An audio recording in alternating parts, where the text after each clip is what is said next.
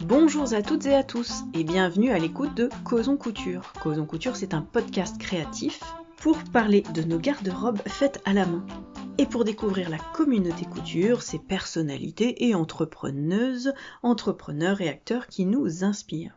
Aujourd'hui, j'ai le plaisir de recevoir Charlène, créatrice de L'étoffe libre. Charlène, elle est éditrice de motifs audacieux. Ces motifs, elle les édite sur du tissu parce qu'elle croit au pouvoir de la couture comme lieu et moyen d'expression. Sur ça, on s'est retrouvés. Alors si tu veux en savoir plus sur ce qu'il y a dans ces motifs, sur la couture, sur l'entrepreneuriat, c'est tout de suite sur le podcast. En attendant, si tu ne me connais pas, je me présente, je m'appelle Mathilde, je suis créatrice et hôte de ce podcast, Causons Couture. Je suis originale, engagée et authentique. Je t'accompagne sur ton chemin en osant un nouveau regard sur toi, pour ne plus t'excuser d'être là. Parce que oui, tu es unique. Et ça passe aussi par le vêtement. Alors si tu veux en savoir plus pour travailler avec moi et pour découvrir tout ce que je fais, tu peux aller sur mon site ateliersherwood.fr, sur mon compte Instagram ou me contacter directement. Bon podcast et bonne écoute! Bonjour à toutes et à tous. Aujourd'hui, j'ai le plaisir de recevoir Charlène. Bonjour Charlène. Bonjour Mathilde. Est-ce que tu peux nous expliquer ce que tu fais? Pourquoi je t'ai invitée? Ce que je fais. Alors, moi, je m'appelle Charlène, j'ai 30 ans et je suis la créatrice de la marque de tissu L'étoffe libre. C'est une marque audacieuse. Audacieuse. Et pourquoi est-ce que cette marque est audacieuse? Parce que je cache des petites choses dans mes tissus, notamment sur l'émancipation des corps, la sexualité et avec humour ou poésie. Très bien. Donc une petite chasse au trésor. Exactement. Comment est-ce qu'on t'en est venu à créer ces tissus? Alors moi déjà pour débuter j'ai fait un BEP métier de la mode. D'accord. Donc à Victor Lépine à Caen. Après j'ai poursuivi avec une mention complémentaire essayage ventre-touche. Ouais. Et après j'ai eu mes enfants. Voilà. J'ai travaillé un petit peu dans des boutiques. Ouais. J'ai pris. Et après, j'ai testé la vente en prêt-à-porter dans des grandes enseignes qui m'ont pas du tout plu. Ouais. J'ai passé ce bac en retard sur les coups de mes 23 ans. C'était un bac essayage ventre-touche. Non, c'était pas ça. C'était un bac en vente. D'accord. Pour compléter Ouais. en fait sur ce que...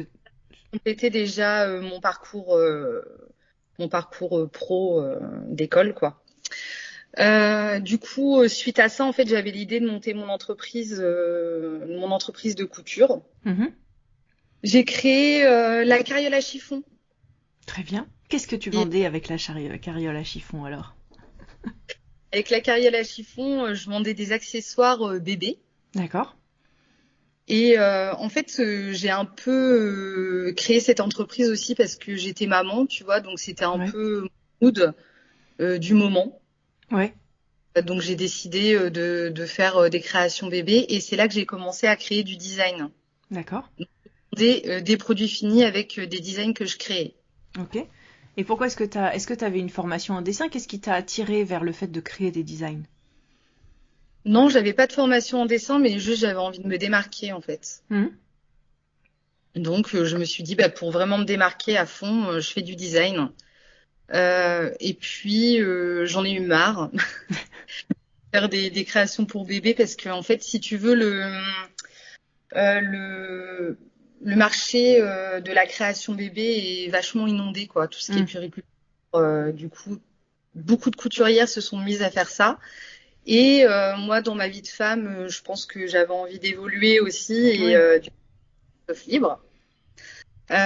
Pour moi, c'était un peu une émancipation de femme. Je me suis dit, allez, hop, je crée un truc vraiment, c'est devenu mon petit cocon Ouais. de femme et je me suis dit, allez hop, c'est parti, je lance cette marque. À la base, je devais créer cette marque pour vendre des produits finis. Ouais. Et j'ai créé l'Instagram et je me suis dit bon bah je vais tester de mettre en vente les tissus quoi, D'accord. plutôt que j'ai fini. Et en fait bah voilà, c'est parti comme ça. Et tu regrettes pas de pas faire de produits finis aujourd'hui? Alors regretter, je pense que j'aimerais bien en faire, mais ça me prendrait beaucoup trop de temps quoi. Il faudrait pas que je sois toute seule dans mon entreprise pour le Ouais. faire. Et qu'est-ce que tu aurais envie de créer comme produit fini en fait? Alors vraiment ça, de l'accessoire aux vêtements. Tout.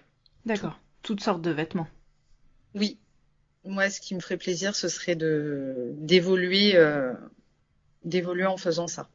Ouais, c'est intéressant parce qu'en fait, ton parcours rejoint un certain nombre de parcours où la maternité donne un coup d'arrêt sur quelque chose et donne envie de se réinventer. Ça passe souvent justement par la maternité, commencer à faire les fringues pour ses enfants. Toi, tout de suite, tu l'as mis en place en termes de vente et d'un jour se dire non mais je ne suis pas qu'une maman les gars, je suis Oui, aussi une femme et donc ça passe par là, c'est assez chouette. exactement. C'est l'effet que ça m'a fait. Et puis, bah, comme j'ai pas eu des périodes faciles, parce que du coup, j'ai eu deux enfants d'une première union. Mhm. Cette première union a été très, très, très compliquée.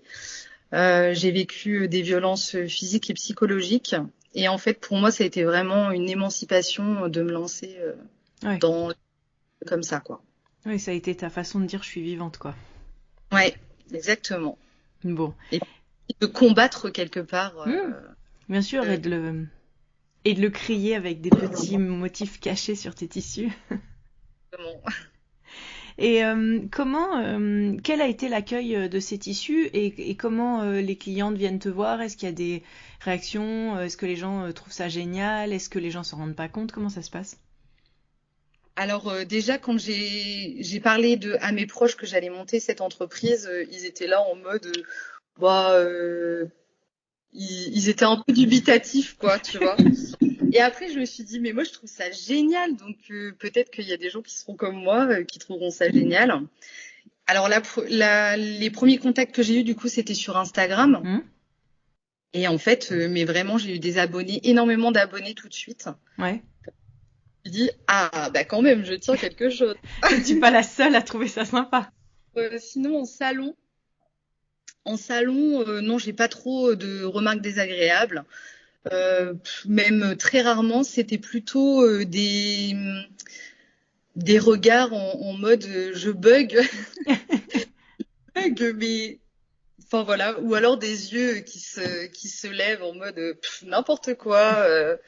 Enfin voilà, mais c'est plutôt drôle, mais j'ai jamais eu de remarques très désagréables. Bon, bah tant mieux. Tant mieux, tant Plutôt mieux. des sourires. À la base,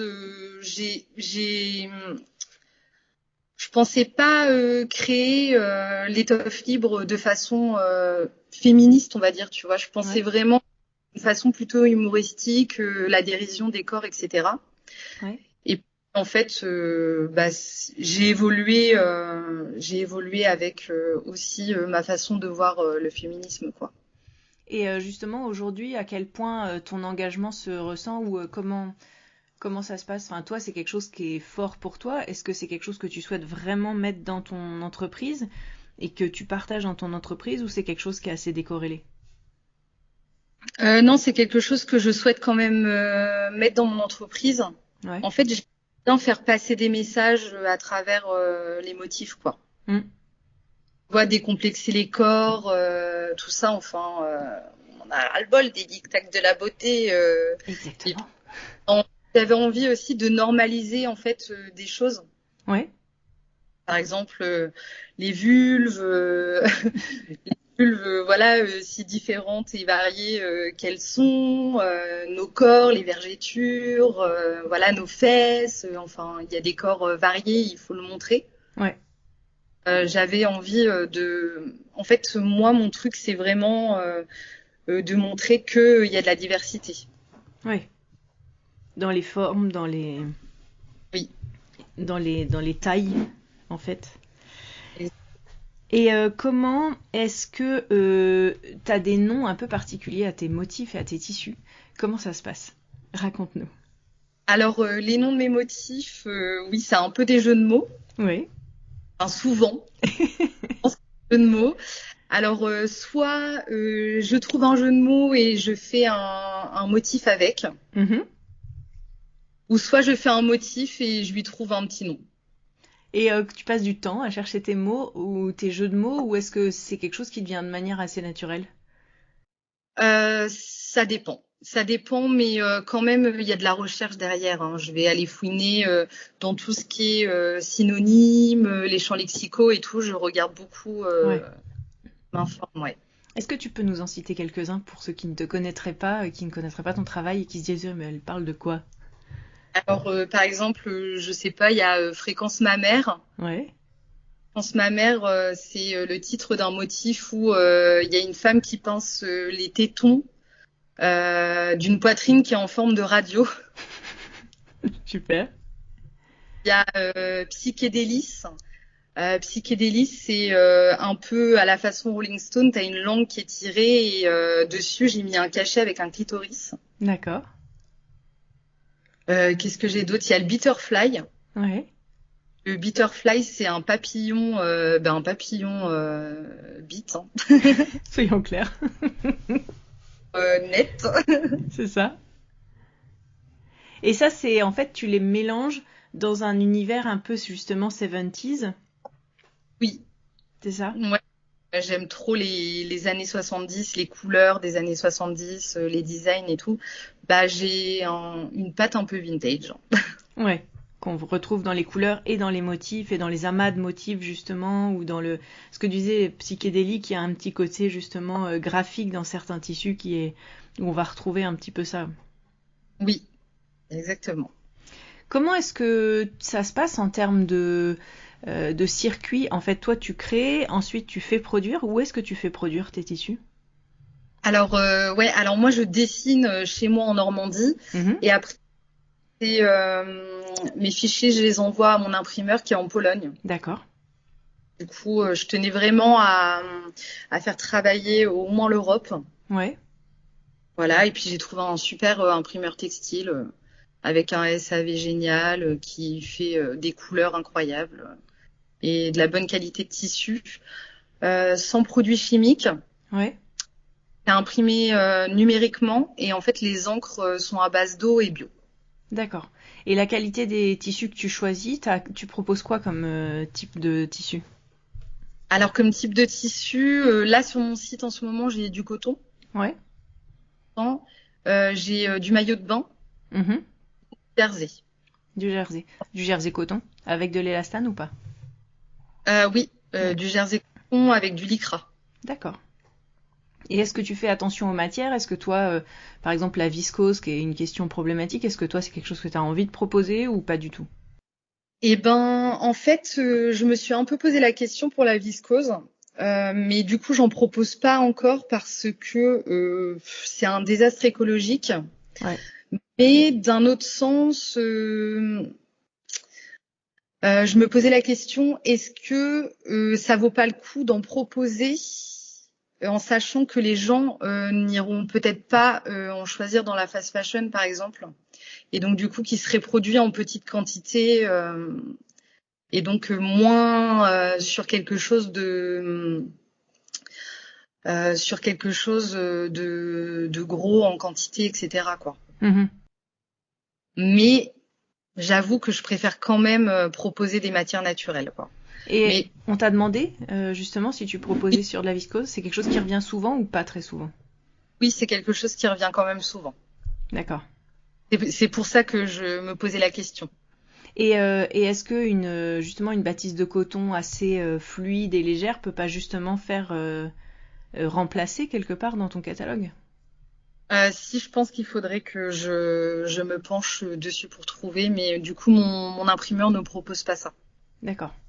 Il a une Donc il sélection. faudrait que je trouve un autre imprimeur, quoi.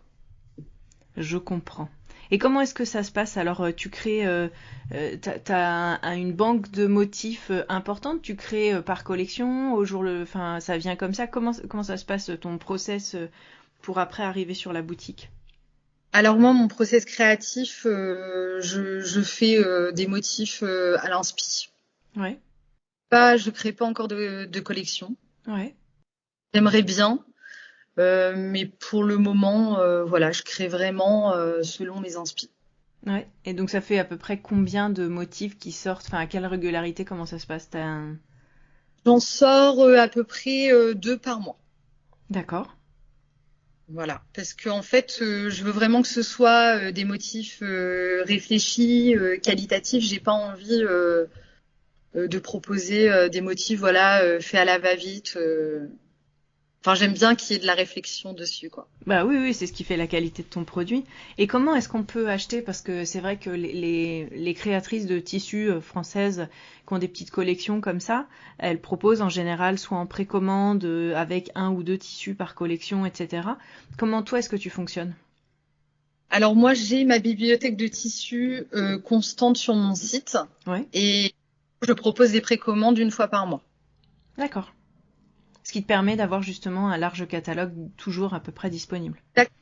Donc ça veut dire que je pourrais avoir, je sais pas, hein, j'en ai pas 200, mais je pourrais en avoir 200. Au moins, je pourrais quand même les proposer et chacun vient commander ceux qui lui plaît, quoi.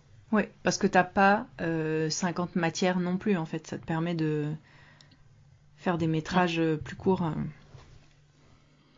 Très bien, très bien, très bien.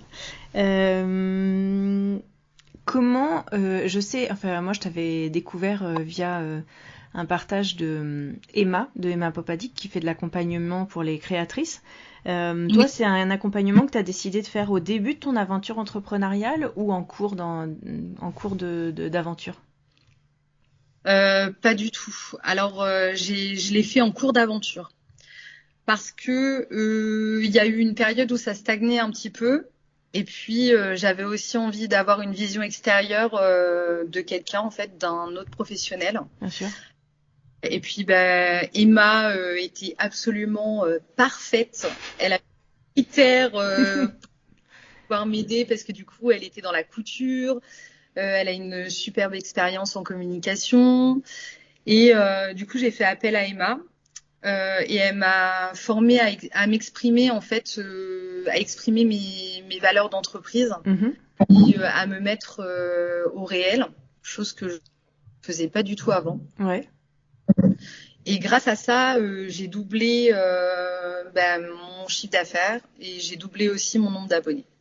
Ouais. Et ce qui est intéressant, c'est que là, pour le coup, c'est corrélé, mais c'est pas forcément le cas. Et là, ce qui est intéressant, c'est que toi, pour le coup, ça t'a quand même apporté doubler ton chiffre d'affaires et ça, c'est chouette, quoi. Carrément. Ouais. Et, et les valeurs que vous avez travaillées sur ton entreprise et que tu partages, est-ce que c'est des choses dont tu avais conscience ou est-ce que c'était des choses qui étaient compliquées pour toi à partager ou à exprimer? Comment ça se passe? Ouais, je pense que c'était des choses que j'en avais pas conscience et du coup, je savais pas les exprimer telles qu'elles étaient, quoi. Hmm. Et donc là, Donc tu du coup, trouves ça beaucoup plus simple maintenant, finalement, de t'exprimer. ah mais il y a pas photo. Du coup, je sais sur quoi je dois communiquer et je pense que je le fais bien grâce à elle. Bon, merci Emma, si tu nous écoutes. Euh, et dans ton travail, est-ce qu'il y a des gens qui t'inspirent? Justement, on parlait de couture avec Emma. Toi, tu couds beaucoup. On voit que tu proposes des choses que tu as faites en tissu, avec tes tissus que tu crées. Oui. Euh, Tu as toujours cousu ou comment ça s'est passé? Oui, j'ai toujours cousu. Bah, ça fait depuis que j'ai fait mon BEP métier de la mode, Ouais, la couture n'a jamais lâché. Mais pour le coup, je couds vraiment, vraiment pour moi depuis que j'ai lancé l'étoffe libre. ouais. Parce que du coup, pour présenter justement mes tissus, Hmm. carrément plus visuel de montrer sur un vêtement fini. Oui, Sinon, pour les créatrices qui m'inspirent, j'aime beaucoup Charcutine de Lagueuse. oui, avec un parti pris visuel et toujours. Ouais, j'adore son humour, son style. C'est ça, c'est Je impertinent. crois qu'elle prépare aussi de faire des designs textiles, donc à suivre. À suivre. Ouais. Il y a By Maeva. Ouais, Euh, Ba- vois. Maëva, que j'avais eu sur le podcast il y a quelques mois d'ailleurs. Oui, bah Maëva, elle est normande, donc on s'est Oui. déjà rencontrés. J'adore son expertise dans la couture à Maëva. Elle apprend beaucoup de choses, je trouve. Mm. Elle est super. J'aime beaucoup Charlotte Jobert aussi Ouais, pour en scène créative. Et puis bah voilà, c'est c'est déjà déjà. bien. Est-ce que tu as déjà fait des collaborations? Est-ce qu'il y a des gens qui font du design ou est-ce qu'il y a des gens qui font des créations, qui t'ont demandé de travailler avec toi, avec qui vous avez créé des motifs? Est-ce qu'il y a eu des choses comme ça, des émulations, on va dire, créatives avec d'autres personnes? Alors moi, mon travail premier, c'est vraiment de faire moi mes motifs pour ma mercerie, Hmm. mais à créer des motifs pour deux créatrices, enfin oui, une créatrice et une mercerie. Ouais, Il y a la créatrice Betty du Conte Audacieuse qui fait des rallonges de body. d'accord. D'ailleurs, elle vend aussi des produits, pas mal de produits avec mes tissus. Ouais. Euh, fait un design exclusif. Hmm. Donc elle fait imprimer ou c'est toi qui l'as imprimé pour elle? Non, elle fait imprimer, D'accord. par contre. Ouais. Moi, je crée que le design et après, après, je peux donner des adresses d'imprimeurs, ça, il n'y a pas de souci. Mais pour le coup, chacun se débrouille après. Ouais. Il y a aussi la mercerie Merci les abeilles qui est en Suisse, Mhm. pour qui j'ai créé deux designs exclusifs aussi. Et pareil, ils ont imprimé eux-mêmes leur tissu? Oui, tout à fait. D'accord. Et ils étaient venus te voir justement pour ce côté engagé et un petit peu irrévérencieux de ton travail? Ou Oui. ouais. Ah oui, totalement. Oui, oui, c'était vraiment.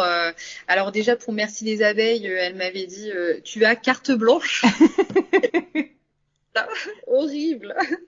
Parce que voilà, enfin, elle m'a dit je veux un design utérus et un autre clitoris. Ouais, Et la carte blanche, j'ai fait oh là, j'espère que je vais relever le défi parce que c'est pas évident, c'est qui tout double hein, quand on dit bien ça. sûr. Voilà. Et par contre, Betty, elle m'avait donné beaucoup d'éléments sur ce qu'elle voulait. Hmm. Et elle était super contente. Je lui ai fait un design. Elle voulait des taches léopard Ouais, avec des vulves cachées à l'intérieur. très bien. Voilà. Donc je lui ai fait ça. Elle était ravie. Parfait. Parfait, parfait. Euh, je regarde ce que j'avais noté. Toi, qu'est-ce qui t'inspire esthétiquement parlant? Est-ce que ça va plus être, on va dire, des thématiques, peut-être? Ou est-ce qu'il y a des artistes ou des gens qui te nourrissent au quotidien pour que ça t'inspire dans tes créations? Alors moi, je m'inspire énormément de la faune et de la flore. Hmm. J'aime beaucoup. Enfin, je pense que ça se ressent aussi dans mes Bien créations. sûr. Je dessine avec des fleurs, des feuilles, beaucoup le corps des femmes. Et en artiste, j'aime beaucoup Natasha Bird. D'accord, oui. Je, Ouais. je vous mettrai un lien pour ceux que ça intéresse. Qui me vient en premier. J'aime énormément ce qu'elle fait. D'accord, d'accord, d'accord. Et juste clin d'œil, parce que je l'avais vu quand j'étais allée visiter ton site, t'avais proposé un semainier de fond de culotte. Est-ce que tu peux nous le dire juste pour le fun? Je trouve ça génial. Il est toujours disponible d'ailleurs sur le site. Alors un semi de fond de culotte, en fait, j'ai créé un patron de culotte. Hmm. En fait, il y a des fonds de culotte adaptables à ce patron. Ouais, Et dans les fonds de culotte, il y a des petits messages avec des jeux de mots genre pistache, fais chier, aimé, reste toi-même. Enfin, voilà, des petits trucs rigolos. Donc j'ai lancé ça en me disant, bah voilà, je vais les planquer dans mes patrons. ouais, Comme ça, elle m'achète le patron, elle trouve le fond de culotte à coudre. ouais, Et elle m'a demandé si on pouvait m'en racheter, quoi. ouais. Et je pensais pas que ça allait intéresser beaucoup de monde, mais en fait, le fait que ce soit pour soi, c'est encore plus intime que la lingerie, quoi. Exactement. C'est vraiment pour toi parce que personne va le voir. Enfin, personne voit un fond de culotte, quoi. Non, sauf toi quand tu vas aux toilettes, en effet. C'est justement génial d'avoir proposé ça et que on m'en demande, quoi. Bon, et donc ça, on va le trouver. Par contre, j'avais vu qu'il était un peu planqué sur ton site. Il est dans quelle partie? pour ceux qui chercheraient? C'est Patron, je crois. Patron? Patron et Kit, oui. D'accord. Ok, super. Est-ce qu'il y avait et comment tu travailles, toi, tu travailles vraiment toute seule? Tu te sens, tu fais pas partie d'un collectif, d'une chaîne, de quelque chose comme ça. Enfin, bien sûr, t'as les gens qui impriment tes tissus, mais c'est un travail assez solo. Comment tu le vis au quotidien? Alors moi, oui, je suis seule, en tout cas pour mon entreprise, mais je suis dans un lieu collectif. Mhm. Donc au-dessus de mon atelier, j'ai d'autres personnes qui travaillent. Ouais. Donc informaticien, électricien, il y a un traiteur aussi. Mhm. On c'est tous des copains aussi en même temps, donc Ouais. c'est chouette. Donc finalement, la solitude me pèse moins d'avoir des contacts quotidiens avec eux. Oui, c'est une forme de coworking en fait. Oui, un petit peu, ouais. Et ça fait long... Exactement. Et ça fait longtemps que tu as pris un atelier. Enfin, est-ce qu'il y a eu quelque chose qui t'a impulsé à le prendre? Est-ce que au bout d'un moment tu t'es dit bah là en fait je tourne tellement que je peux plus envahir mon salon? Comment ça s'est passé? Bah, c'était ça. C'était, je peux plus envahir mon salon, donc quelque chose. Et en fait, ce qui s'est passé, c'est que moi, j'habite dans un village où il y a énormément de d'assauts, d'entraide, etc. Et un jour, j'ai un pote qui m'a proposé en fait de venir louer une petite pièce. Hmm. Euh, et actuellement, c'est une ancienne école. D'accord. Et donc, j'ai dit bah génial. J'ai dit oui. C'est à côté J'ai de dit chez toi. C'est voilà, juste à côté de chez moi. Et pour la petite anecdote, mon frère et ma sœur, là, l'atelier que tu vois ouais. derrière moi, est dans cette classe-là. C'est D'accord. une ancienne. C'est une ancienne école. Génial. Génial, génial. Donc tu te sens bien dans ce lieu? Oui, complètement. Avant, j'étais à l'étage, Ouais. donc une pièce de à peu près 20 mètres carrés. Et là, j'ai emménagé depuis, je crois, depuis, ça fait peut-être 2 mois. Mhm. Moi, je suis descendue et du coup, j'ai 42 mètres carrés. Donc, Pratique. génial. Ah oui. Est-ce que tu fais beaucoup de salons pour aller présenter ton travail? Alors, je fais quelques salons, oui. Ouais. Alors, pour les salons, oui, j'ai fait pas mal de tisséades. Ouais. En fait, c'est un salon un peu ambulant qui va un peu partout en France. Ouais. J'ai fait le salon, le festival Fouf en Folie à Lille, Ouais. qui était organisé par l'association Femmes Fières et Fortes. Mhm. Donc voilà, c'était absolument génial là-bas. Ouais. C'est un super week-end. J'ai fait plein de rencontres. Et Et avec puis on un, avait à viser, quoi. oui, c'est ça, c'est ce que j'allais dire. Les gens qui venaient te voir, c'était du pain béni, quoi. Ils étaient acquis à la cause. Ils savaient pourquoi ils venaient, ils savaient à quoi s'attendre, à quoi trouver sur le festival. Donc c'est génial d'aller dans ce genre d'événement. Bon, bah c'est super. Super, super. Et est-ce que c'est quelque chose que t'aimerais faire plus, de partager comme ça? Qu'est-ce que t'as envie en fait pour le futur?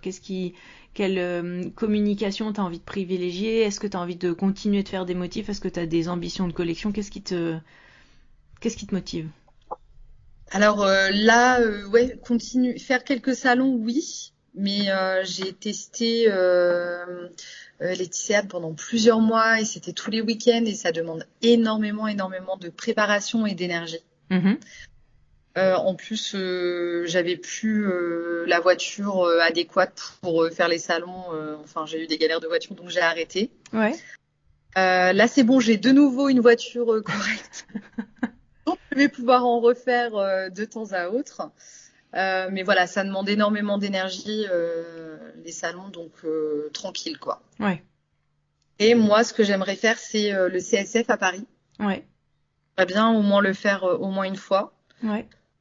Et bah, à voir, voilà. Peut-être cette année, je ne sais pas, parce que c'est un énorme investissement financier. Ouais. Tout à Donc, fait. quoi. Ouais. Sinon, oui, j'aimerais bien faire des collections. Ouais. Voilà, proposer plus, enfin, commencer à proposer des collections. J'aimerais beaucoup faire des collaborations aussi avec d'autres créatrices. Et le goal ultime. Alors le goal ultime, ce serait d'ouvrir un concept store mercerie by Les Toffes Libres. Impeccable. Ça serait au fin fond de ta campagne normande ou est-ce que tu aurais pignon sur rue dans une grande ville ou ça serait quoi ton idée? Alors moi, je pense que j'aimerais beaucoup avoir pignon sur rue dans une grande ville. Et après, d'ailleurs, je suis en train de préparer un petit questionnaire pour une étude de marché. Ouais. Je vais bientôt la publier là, voilà, pour voir un peu ce qu'en disent les gens, si c'est viable, si c'est faisable. Très bien. C'est bien de commencer, de planter des petites graines, voir ce que ça donne. On verra. Après, c'est pas, voilà, je sais pas si j'aurai l'énergie d'aller jusque là. Mais après, je me dis qu'en ayant des opportunités, en rencontrant des gens, ça peut être réalisable. Ouais. Et t'aimerais partager l'espace avec d'autres personnes qui partagent les mêmes valeurs ou est-ce que ça serait un truc où il y aurait que de l'étoffe livre dedans selon toi?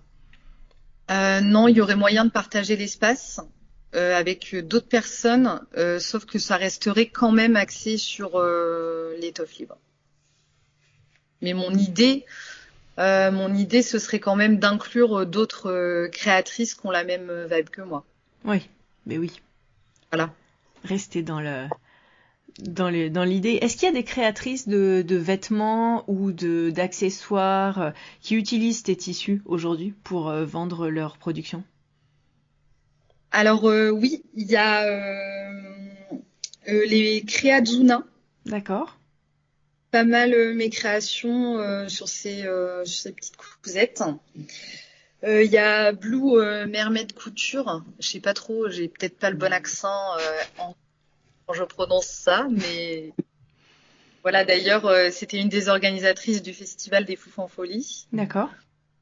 Et il y a Audacieuse qui fait les rallonges de body. Pareil, elle propose des rallonges de body avec mes tissus et des petits accessoires. D'accord. Voilà. Parfait. Parfait, parfait. Est-ce que toi, tu as envie de partager sur des projets, sur des choses qui t'ont amené à faire ce travail, des valeurs qui te tiennent à cœur? Est-ce que tu as envie de partager d'autres choses avec les gens qui nous écoutent aujourd'hui? Non, rien de plus. Faites de la couture votre terrain d'expression. Oui, c'est ça. C'est quelque chose dont tu parles beaucoup sur ton compte Instagram où tu dis à quel point la couture est un moyen d'expression, d'être soi-même et de pouvoir dire des choses en fait. Complètement. Hein. Déjà, rien que pour la confiance en soi, la couture, c'est énorme. Ouais. Et je trouve que c'est un pilier. Enfin voilà, t'es obligé d'observer ton corps quand tu fais de la couture. T'es obligé de rechercher des patrons qui vont aller à ta silhouette. T'es obligé de rechercher des matières, des couleurs aussi. Donc du coup, je pense que c'est un bon pilier de la confiance en soi, la couture. Oui. Mais je suis assez d'accord avec toi. Enfin, c'est ce qui anime mon travail en fait de coudre les tissus et les patrons qui vont nous reconnecter à soi-même et qui vont parler pour qui on est et qui vont vraiment exprimer qui on est, quoi. Exactement. Parfait. Eh ben Charlène, merci beaucoup. Merci beaucoup pour ton temps. Tu as bravé ton appréhension du podcast pour être avec nous aujourd'hui. Je te remercie beaucoup parce que je trouve que c'était important de partager ton travail que je trouve vraiment très chouette et j'espère que ceux qui nous écoutent aujourd'hui auront beaucoup de plaisir à nous écouter et à aller voir un petit peu ton travail pour partager de l'amour autour de tout ça et de pourquoi pas acheter des tissus, des seminiers et puis créer quoi. Voilà. Merci à toi Mathilde. Merci Charlène pour cet entretien, c'était génial. Vous pouvez retrouver toutes les notes et références citées lors de cet entretien sur le podcast. Vous pouvez retrouver toutes les notes et références citées lors de cet épisode sur l'article qui y est dédié sur le blog, sur ateliersherwood.fr et puis vous pouvez me retrouver également sur Instagram, Atelier Sherwood, Pinterest et compagnie. C'était Causons Couture avec Charlène. Merci beaucoup, bonne couture et puis bon été parce que c'était le dernier épisode de la saison. On se retrouve en septembre. À bientôt!